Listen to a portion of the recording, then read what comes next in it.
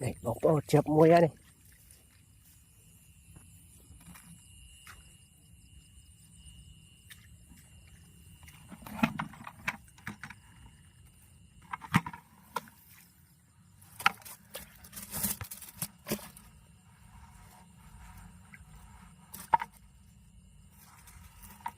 nè ai thọt các bạn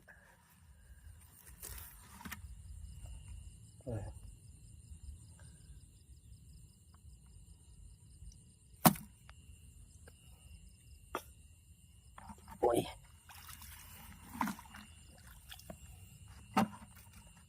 trời này thật lục đà lờ các bạn đạp ra rồi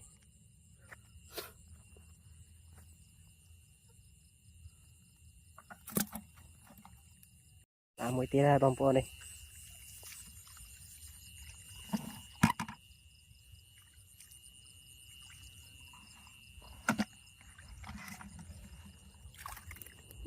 bận là yeah.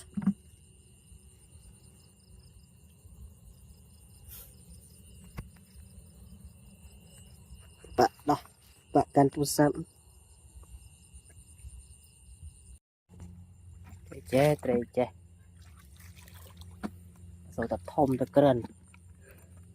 nó có tập ra bạn chậm bạn tập chậm mới tí lại bông pon đây ấy thế này ô là thom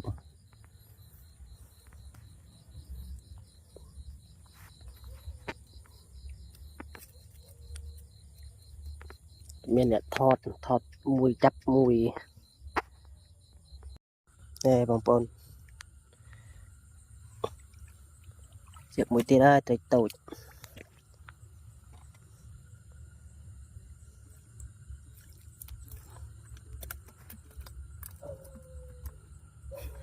ăn phí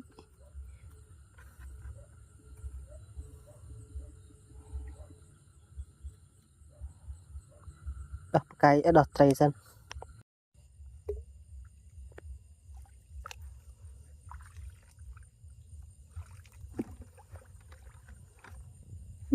rồi tiết bạn pi cho bạn môn tây tua đấy tray này bạn mùi bọc ôn này thông rần tích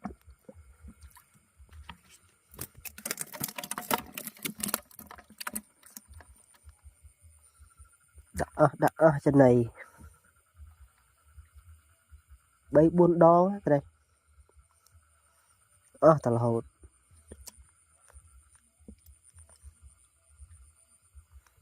ăn tay mùi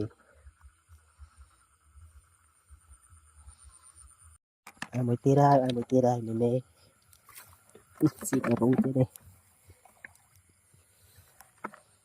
wow đây thấp các bà yeah. Thấp các bà tray luôn tu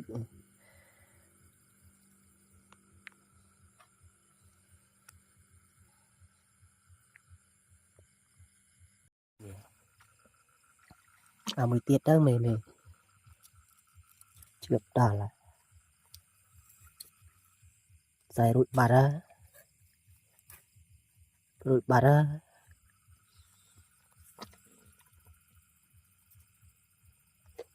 wow bà ayo mà tray tu chuyện tuang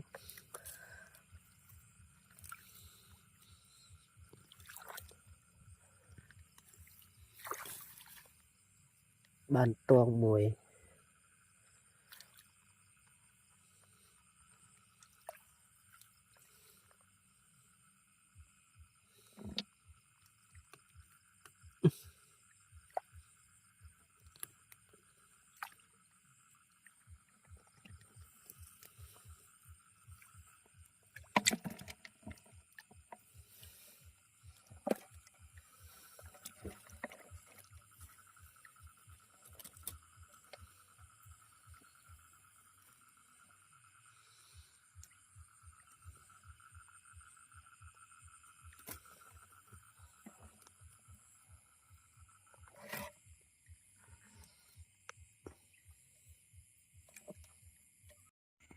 Chết mùi, trời cành.